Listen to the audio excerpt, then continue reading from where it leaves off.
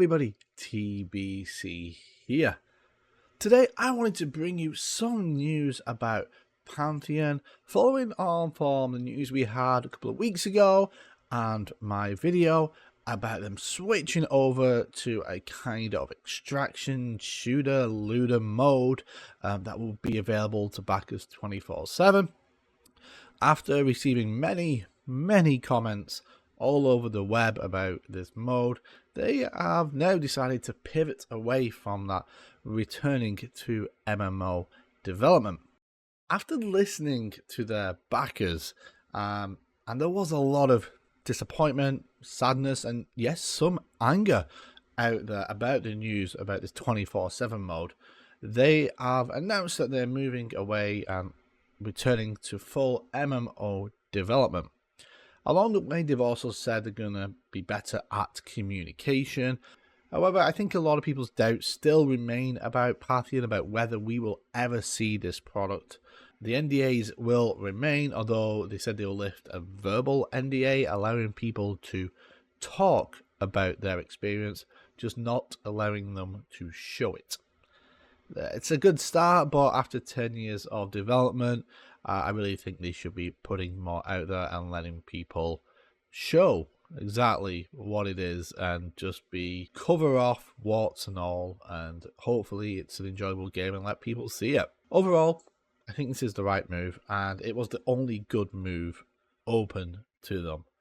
Even if it is just damage control at this point, it was really kind of naive and of them to think that this spin-off was ever going to be well received by any means, either from their backers, fans, or the wider MMO population. And I understand that they wanted a new revenue stream of income. Perhaps they need a new revenue stream of income as well. The devs can't live on people's hopes and dreams about maybe seeing a game one day after all. But the decision to go to this extraction shooter was, in my opinion, quite tone deaf. Another point of contention is, of course, the art style.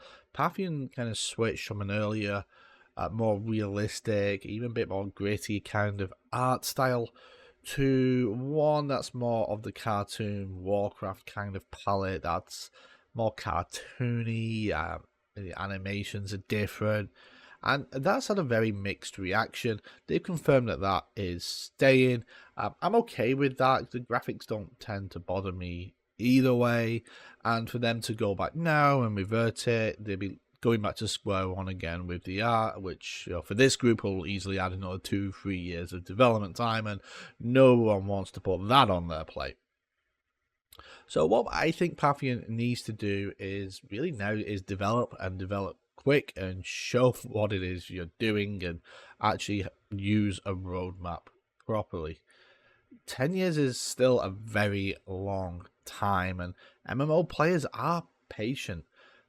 Their regular content updates over the last year or two have just almost been pretty much just concept art, and they really need to move away from that, in my opinion, and show the world coming together and show the classes starting to get fleshed out. I mean, they recently allowed people to play the paladin class, and half the abilities apparently aren't there. Apparently this was voted on by their backers to release it in this kind of unfinished format, but again, after 10 years, you'd be hoping they'd have a bit more of these classes done. So whether we actually see it one day, I still have my doubts, but at least with this U-turn, it's happened. They can go back to making the game that their fans, their backers actually want, an MMORPG. If it ever comes out, I will, of course, be playing it. We'll see. It's something I'm keeping an eye on, and if we do hear any more about it, I will certainly let you know. Elsewhere out there, Dune Awakening is registering players for its closed beta. Now, Dune Awakening, developed by Funcom of Conan and Anarchy Online fame. Dune is an upcoming survival MMO So I'm expecting this to be a more polished Conan Exiles with spice set on Arrakis. Funcom tend to have relatively innovative gameplay, but are plagued with bugs on launch. Player numbers often drop dramatically after launch, especially with Conan Exiles, which launched to about 53,000 players at its peak. But the launch was awful. It was plagued by people refunding and chargebacks, and the player base dropped within 2 months down to just 3,000 players on Steam. Funcom stuck with it and ultimately developed a steady player base of around 13,000 dedicated players on a monthly basis, so which is very commendable in this kind of space.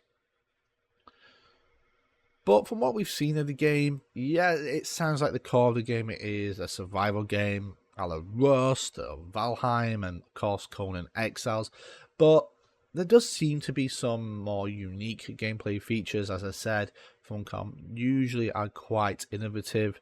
That sets it apart from that kind of typical build it, craft it, and survive genre. We're expecting to see more in the way of skills and abilities. MMO, they've said it will have thousands of players in a world, so bustling villages, maybe some larger cities, the ability to sell spice, like a marketplace, the ability to have a guild and grow that into like a house, a minor house, and ally yourself with one of the greater houses. So it might be a fun game to play, and it's certainly one, being a fan of Dune, I will keep an eye on. Elsewhere in Everquest had a patch, nothing much happened, and Legacy XP is still broken on Oakwynd. Thank you so much for watching. I hope you enjoyed this video. Or let me know down in the comments below your thoughts about Pantheon. Do you think this will help them kind of get back to a starting place where they can build some momentum? Or is it a lost cause? Let me know down in the comments below. If you enjoyed the video, you want to hit the like and subscribe. That helps me continue to make content for you and lets you know when I make a new video as well. Just want to give a huge shout out to our channel members. Thank you so much for your continued support. It really is appreciated. If you're interested in becoming a member, the button is down below. Other than that, I'm the Brick Canuck, and I hope that you have a fantastic